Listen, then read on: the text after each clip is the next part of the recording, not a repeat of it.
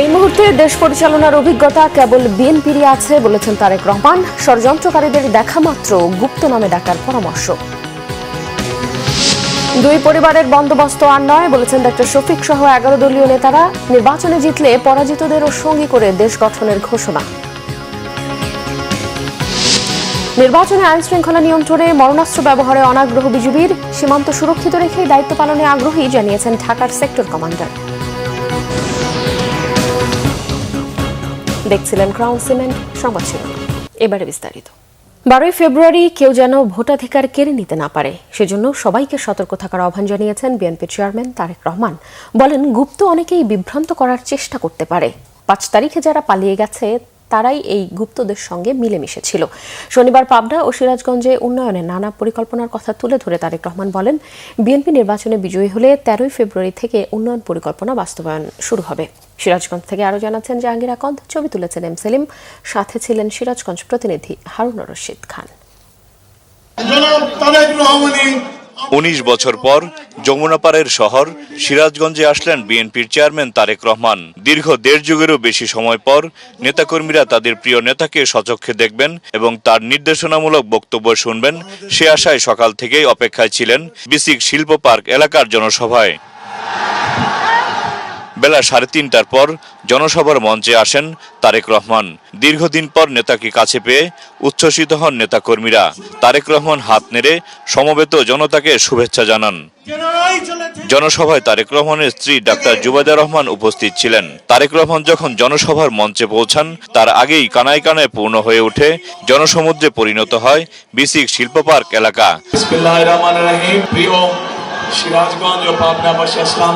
প্রধান অতিথির বক্তব্যে তারেক রহমান বলেন, সিরাজগঞ্জ ও পাবনা কৃষিবান্ধব ও শিল্প এলাকা, এগুলোকে টেনে তুলতে হবে। ক্ষমতায় গেলে এ এলাকার তাঁত শিল্পকে বিদেশে রপ্তানির ব্যবস্থা করা হবে বলে জানান তিনি।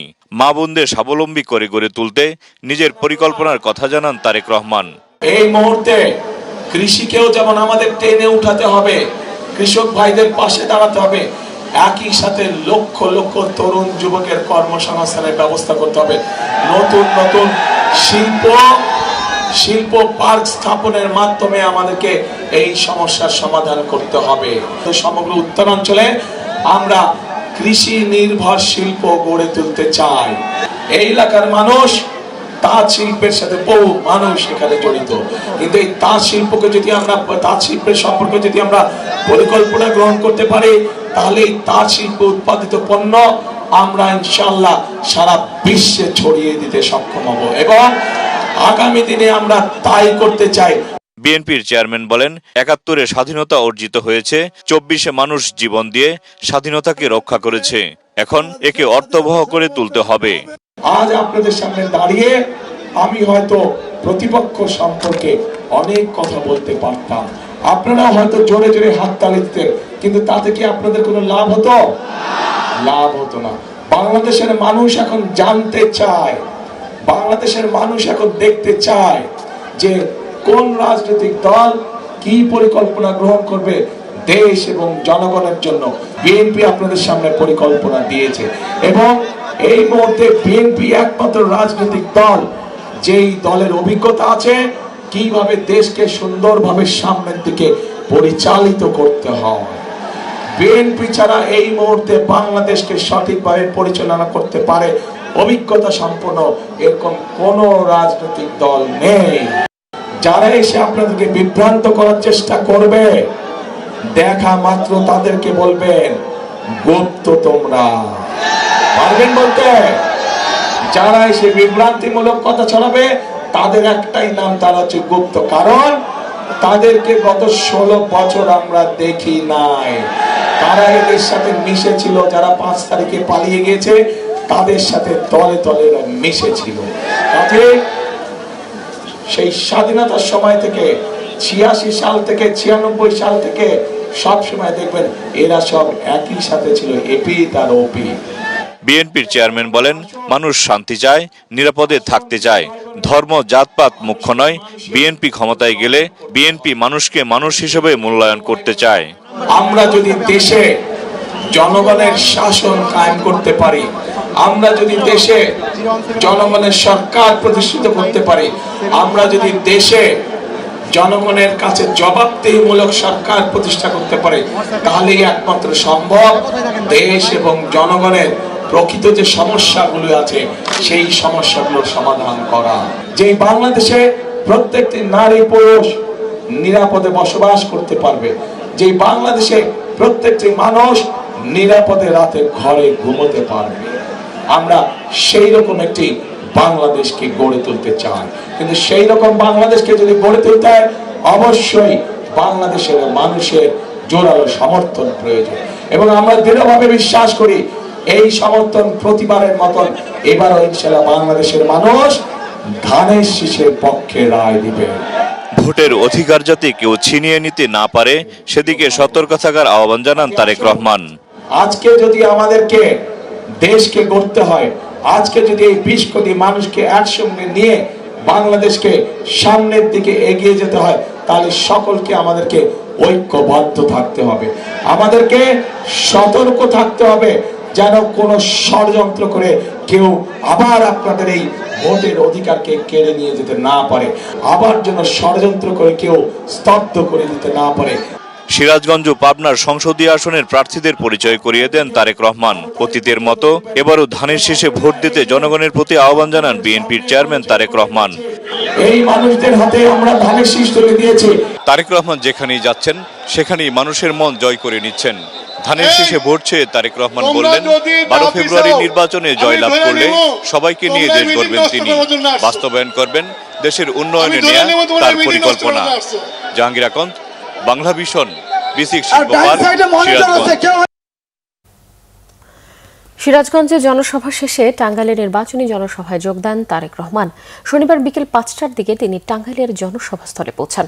এ সময় নেতাকর্মীরা উচ্ছ্বসিত হয়ে ওঠে, তারা স্লোগানে মুখরিত করে তোলে পুরো জনসভাস্থল। সমাবেশে তারেক রহমানের টাঙ্গাইলের সংসদীয় আসনে ধানের শীষের প্রার্থীদের পরিচয় করিয়ে দিয়ে ধানের শীষে ভোট চান। বলেন, ভোট দিয়ে নির্বাচিত করলে জনগণকে সাথে নিয়ে দেশ এগিয়ে নিয়ে যেতে কাজ করবে বিএনপি। নির্বাচনকে বাধাগ্রস্ত করতে কোনো মহল ষড়যন্ত্র করছে জানিয়ে তিনি সবাইকে সতর্ক থাকার আহ্বান জানান।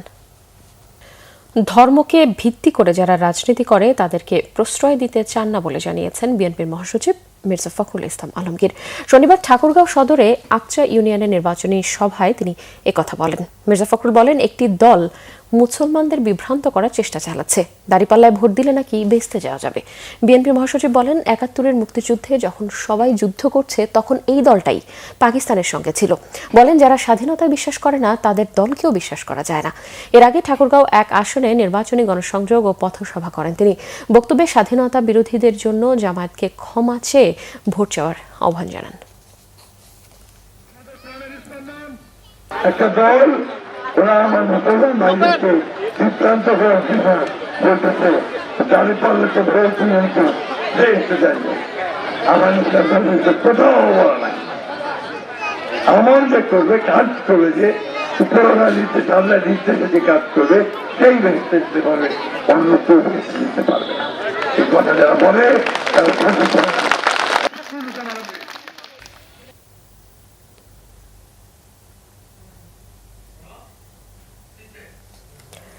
একটি দল জুলাইকে তুচ্ছতাচ্ছিল্য করলেও জনগণের চাপে গণভোটে হ্যার পক্ষে অবস্থান নিচ্ছে বলে মন্তব্য করেছেন জামায়াত ইসলামের আমির ডক্টর শফিকুর রহমান। শনিবার বিকেলে কেরানীগঞ্জে ঢাকা জেলার জনসভায় কথা বলেন তিনি। এর আগে কুমিল্লার 14 গ্রামে 11 দলীয় জোটের জনসভায় অংশ নিয়ে জামায়াতের আমির বলেন, নির্বাচনে জয়ী হলে পরাজিতদেরকেও দেশ গঠনে সঙ্গী করা হবে। কোনো দলকে হজম নয়, ঐক্যবদ্ধ বাংলাদেশ গড়তে চায় 11 দলীয় জোট। নির্বাচন বানচালের চেষ্টা করলে প্রতিহতের হুঁশিয়ারি দেন এনসিপির আহ্বায়ক নাহিদ ইসলাম। রেজাউল করিমের ক্যামেরায় ওমর ফারুকের রিপোর্ট। নির্বাচনী প্রচারণার 10ম দিনে কুমিল্লা 14 গ্রামে জামায়াত ইসলামী সহ 11 দলীয় জোটের নির্বাচনী জনসভা। নির্ধারিত সময়ের আগে সভাস্থলে জড়ো হন নেতাকর্মীরা। অংশ নেন জামায়াতের আমির সহ 11 দলীয় শীর্ষ নেতারা। এ সময় 11 দলের শীর্ষ নেতারা বলেন, 24-এর পরে বাংলাদেশের মানুষ 2 পরিবারতন্ত্রের রাজনৈতিক বন্দোবস্তে ফিরতে চায় না। বলেন, অভ্যুত্থানে শুরু হওয়া পরিবর্তনকে চূড়ান্ত রূপ দিতে গণভোটে জয়যুক্ত করতে হবে। 11 দলীয় জোট জয়ী হলে জুলাই গণহত্যা ও হাতি হত্যার বিচারের প্রতিশ্রুতিও দেন তারা। আমরা স্পষ্টভাবে বলে দিতে চাই, বাংলাদেশে সরকারকে ক্ষমতায় আসবে, সরকারকে গঠন করবে, তা নির্ধারণ করবে একমাত্র বাংলাদেশের জনগণ। যদি কোনো আধিপত্যবাদী শক্তি চেষ্টা করে এই সরকার এই নির্বাচনকে তারা হস্তক্ষেপ করার চেষ্টা করে, তাদের বিরুদ্ধে বাংলাদেশের জনগণ দাঁড়াবে। জামায়াতের আমির ডাক্তার শফিকুর রহমান বলেন, 11 দলীয় জোট এমন দেশ গঠন করতে চায় যেখানে সব নাগরিকের জীবন, সম্পদ এবং সম্মান নিরাপদ থাকবে। ঐক্যবদ্ধ বাংলাদেশের প্রতিশ্রুতিও দেন তিনি। চাঁদাবাজি সহ যত দুর্নীতি আছে আমরা এগুলার জড় কেটে দিতে চাই ইনশাআল্লাহ তাআলা। এতে কারো ভয় পাওয়ার তো কিছু নেই। যারা চাঁদাবাজি করেন, দুর্নীতি করেন, তাদের ভয় পাওয়ার কিছু নেই। আমরা তো এমন একটা সমাজ গড়তে চাচ্ছি যেখানে প্রত্যেকটা নাগরিক তার জীবন, সম্পদ এবং ইজ্জতের নিরাপত্তা ভোগ করবে ইনশাআল্লাহ। পরে কুমিল্লার নিমসার ও দাউদকান্দিতে পথসভায় যোগ দেন জামাত আমির। ঢাকায় ফেরার পথে কেরানীগঞ্জের জামায়াত ইসলামী ঢাকা জেলার উদ্যোগে আয়োজিত নির্বাচনী জনসভায় অংশ নেন তিনি। এ সময় জামায়াতের আমির বলেন, একটি দল জুলাইকে তুচ্ছ-তাচ্ছিল্য করলেও জনগণের চাপে গণভোটে হায়ের পক্ষে অবস্থান নিয়েছে। হ্যাঁ ভোটের নামই হচ্ছে আগামীর বাংলাদেশ। এই হ্যাঁ ভোটের নাম হচ্ছে আজাদি, না ভোটের নাম হচ্ছে গুলামি। আজাদি না গুলামি, আজাদি না গুলামি। দেশের বিভিন্ন জেলায় নির্বাচনী জনসভায় বেকারত্ব দূরীকরণ, নারী অধিকার নিশ্চিত করা, দুর্নীতিমুক্ত বাংলাদেশ গড়তে নানান প্রতিশ্রুতি দিচ্ছে বাংলাদেশ জামায়াত ইসলামী। এমন প্রতিশ্রুতির কতটা প্রভাব পড়ছে সেটার প্রতিফলন হয়তো 12 তারিখের নির্বাচনেই দেখা যাবে। ওমর ফারুক, বাংলা ভিশন। প্রচারণার 10ম দিনে শনিবারও গণসংযোগে ব্যস্ত ছিলেন ঢাকার বিভিন্ন আসনের বিএনপির মনোনীত প্রার্থীরা। ঢাকা 8 আসনে গণসংযোগ ও নেতাকর্মীরা ছাড়াও বিভিন্ন ব্যবসায়িক সংগঠনের সঙ্গে মতবিনিময় করেছে দলটির স্থায়ী কমিটির সদস্য ও প্রার্থী মির্জা আব্বাস। নির্বাচনের ফলাফল ঘোষণার 12 ঘণ্টার বেশি হলে তা দুরভিসন্ধিমূলক হবে বলেও মনে করেন তিনি। এদিকে পুরান ঢাকার দয়াগঞ্জে বিভিন্ন এলাকায় গণসংযোগ করেছেন ঢাকা 6 আসনের প্রার্থী ইশরাক হোসেন। বিস্তারিত শুভ মাহফুজের রিপোর্টে। শনিবার সকালে রাজধানীর নয়াপল্টনে হাব, বায়রা ও আটাবের সাথে মতবিনিময় করেন ঢাকা 8 আসনে বিএনপির প্রার্থী মির্জা আব্বাস। এ সময় তিনি অভিযোগ করেন, নির্বাচন কমিশন ও সরকারের ঘাপটি মেরে আছে ষড়যন্ত্রকারীরা, যারা নির্বাচন বানচাল ও বিতর্কিত করতে ভোটের ফলাফল ঘোষণা বিলম্বিত করতে চায়। কার সমর্থনে, কিসের আশায় নির্বাচন কমিশনের কিছু কিছু লোক বলতেছে নির্বাচনের রেজাল্ট দিতে 3 দিন সময় লাগবে। কেন ভাই 12 ঘন্টার বেশি দেরি করে? তাহলে বুঝতে হবে তাদের ভিতরে অসৎ কোনো উদ্দেশ্য আছে। আমরা কোনো অসৎ উদ্দেশ্যকে প্রশ্রয় আমরা দেব না। দরকার পড়লে নির্বাচনের আগেই আমরা আন্দোলন গড়ে তুলব। রাজধানীর দয়াগঞ্জের সর্দার আলী সড়কে প্রচারণা দিয়ে দিনের কর্মসূচি শুরু করেন ঢাকা 6 আসনের বিএনপির প্রার্থী ইশরাক হোসেন। দিনব্যাপী পুরান ঢাকায় নিজ সংসদীয় আসনে গণসংযোগ করেন তিনি। এ সময় তিনি বলেন, 12 ফেব্রুয়ারি সুষ্ঠু ও নিরপেক্ষ নির্বাচনের উপর নির্ভর করছে দেশের ভবিষ্যৎ। আমাদেরকে যে কোনো মূল্যে নিশ্চিত করতে হবে যে একটি সুষ্ঠু, স্বাভাবিক, নিরপেক্ষ নির্বাচন আমরা অনুষ্ঠিত করতে পারি এবং শান্তিপূর্ণ উপায়ে গণতান্ত্রিক পন্থায় ক্ষমতা হস্তান্তরের পথ সেটা আমরা শুরু করতে পারি। এই শুরুর মাধ্যমেই কিন্তু নির্ধারিত হবে আগামী দিনে বাংলাদেশ কোন পথে যাবে। রাজধানীর মুগদায় সমাবেশ করেছেন ঢাকা 9 আসনের প্রার্থী হাবিবুর রশিদ হাবিব। এ সময় বেশ কিছু প্রতিশ্রুতি দেন তিনি। যার এই এলাকার এত হাজার হাজার মা বোনরা রয়েছেন, এত হাজার হাজার আমাদের সমর্থক রয়েছে, আমাদের এলাকার সবাইকে নিয়ে আমরা আগামী দিনে এই ঢাকাকে গড়ে তুলব। এদিকে ঢাকা 17 আসনে নারী উন্নয়ন পরিকল্পনা নিয়ে উঠান বৈঠক করেছে ভাসানটেকের বিভিন্ন জনগণ। শুভ মাহফুজ, বাংলা ভিশন, ঢাকা।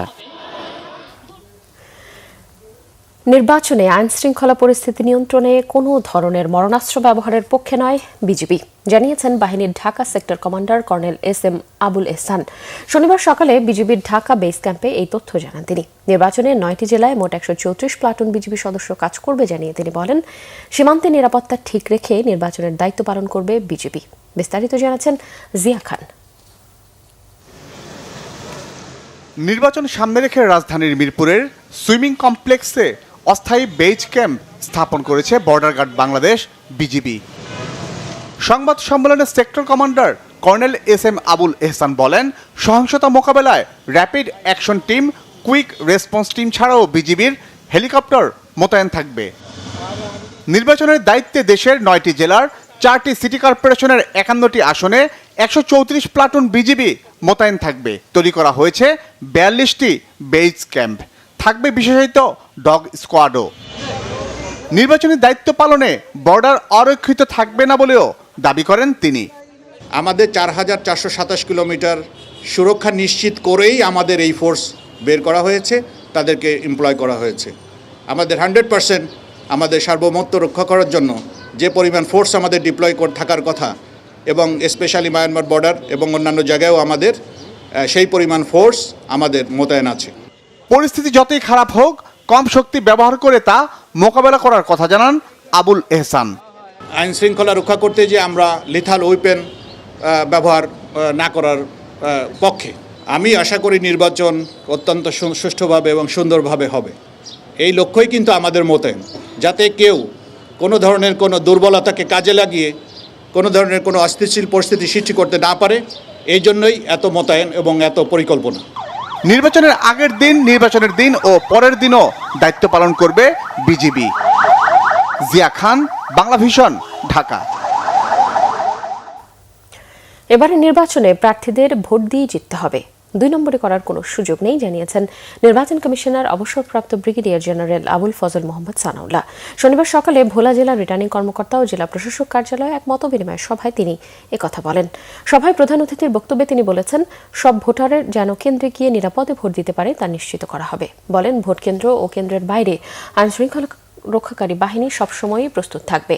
মতবিনিময় সভায় সভাপতিত্ব করেন ভোলা জেলা রিটার্নিং কর্মকর্তা ও জেলা প্রশাসক ডক্টর শামীম রহমান। বিশেষ অতিথি ছিলেন ভোলা পুলিশ সুপার শহীদুল্লাহ কাউসার। এছাড়াও আইন শৃঙ্খলা বাহিনী ও বিভিন্ন সরকারি দফতরের ঊর্ধ্বতন কর্মকর্তারা উপস্থিত ছিলেন। ক্ষমতায় গেলে বিএনপি প্রাতিষ্ঠানিকভাবে সবার জন্য বিনামূল্যে ইন্টারনেট সুবিধা নিশ্চিত করবে জানিয়েছেন দলের নির্বাচন পরিচালনা কমিটির মুখপাত্র ডক্টর মাহাদি আমিন। শনিবার রাজধানীতে আগামীর বাংলাদেশ বিনির্মাণে আইসিটি সেক্টরে ভূমিকা ও করণীয় শীর্ষক অনুষ্ঠানে এই তথ্য জানান তিনি। বলেন, সরকার গঠন করলে আইসিটি খাতে 10 লাখ কর্মসংস্থানের লক্ষ্যে কাজ করবে বিএনপি। এছাড়াও জনগণের তথ্য সুরক্ষায় 4 টায়ার মানের ডাটা সেন্টারও নির্মাণের উদ্যোগ নেওয়া হবে। আয়োজনে জনগণের জীবনমান উন্নত করার জন্য তথ্য প্রযুক্তিকে সঠিকভাবে কাজে লাগানোর উপরও গুরুত্ব আরোপ করেন বিএনপির স্থায়ী কমিটির সদস্য ডক্টর আব্দুল মঈন খান। দেশ ও নাগরিকদের গুরুত্বপূর্ণ তথ্য, জাতীয় পরিচয়পত্র, পাসপোর্ট, সরকারি বেসরকারি সব ধরনের ডেটা দ্রুত ও নিরাপদে সংরক্ষণ এবং বিনিময়ের জন্য বাংলাদেশের একটি অত্যাধুনিক টিয়ার 4 ও টিয়ার 3 ডেটা সেন্টার দরকার।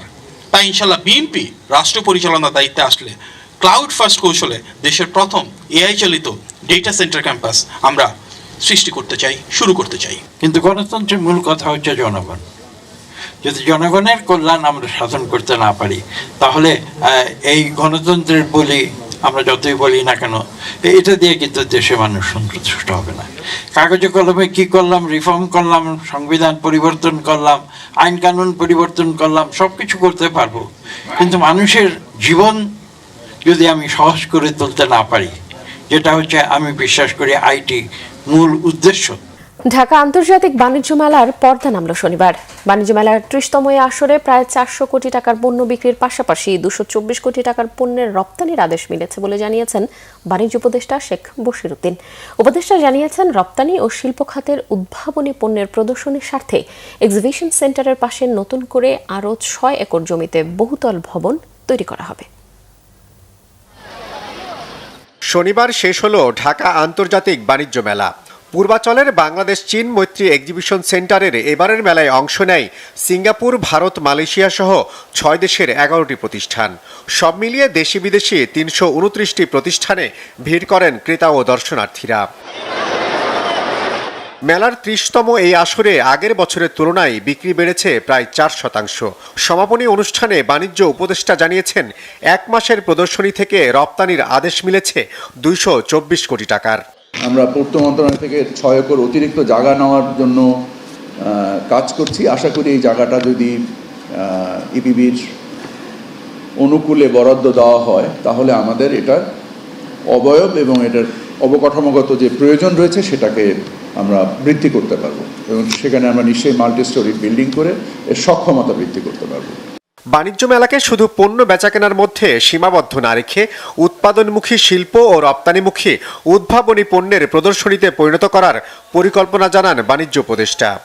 আমাদের নিজেদের জাতীয় সক্ষমতা নিরূপণ করার জন্য আমি মনে করি অসম্ভব জরুরি, এবং তাদেরকে কোনো সাশ্রয়ী মূল্যে অথবা এমনকি বিনামূল্যেও আমরা আমন্ত্রণ জানাতে পারি কিনা, তাদের পণ্যের বৈচিত্র্যের উপর নির্ভর করে, পণ্যের উদ্ভাবনের উপরে নির্ভর করে, সেটা শিল্প পণ্য হোক, রপ্তানি পণ্য হোক, গৃহস্থলী পণ্য হোক।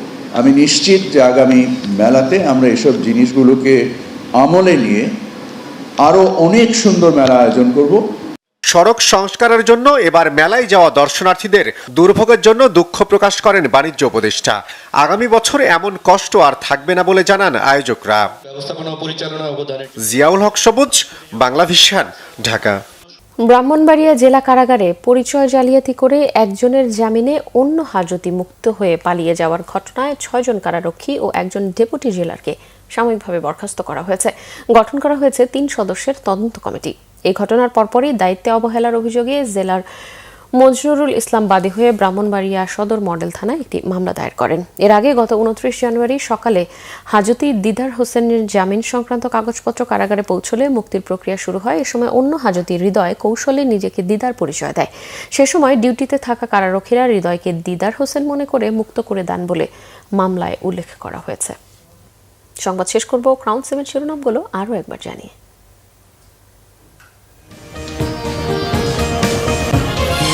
এই মুহূর্তে দেশ পরিচালনার অভিজ্ঞতা কেবল বিএনপিরই আছে বলেছেন তারেক রহমান। ষড়যন্ত্রকারীদের দেখামাত্র গুপ্ত নামে ডাকার পরামর্শ।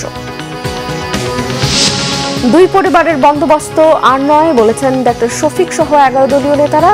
নির্বাচনে জিতলে পরাজিতদেরও সঙ্গী করে দেশ গঠনের ঘোষণা। নির্বাচনে আইন শৃঙ্খলা নিয়ন্ত্রণে মরণাস্ত্র ব্যবহারে অনাগ্রহ বিজিবির। সীমান্ত সুরক্ষিত রেখে দায়িত্ব পালনে আগ্রহী জানিয়েছেন ঢাকা সেক্টর কমান্ডার। দর্শক, এই ছিল এখনকার মতো। পরের সংবাদ সকাল 7:30টায় দেখার আমন্ত্রণ রইল। এছাড়াও বাংলাদেশের সংবাদ ও সংবাদ সংশ্লিষ্ট অনুষ্ঠান দেখতে ভিজিট করুন www.bvnews24.com, facebook.com/bangladeshi-news এবং সাবস্ক্রাইব করুন youtube.com/bangladeshi-news। এতক্ষণ সঙ্গে থাকায় ধন্যবাদ সবাইকে।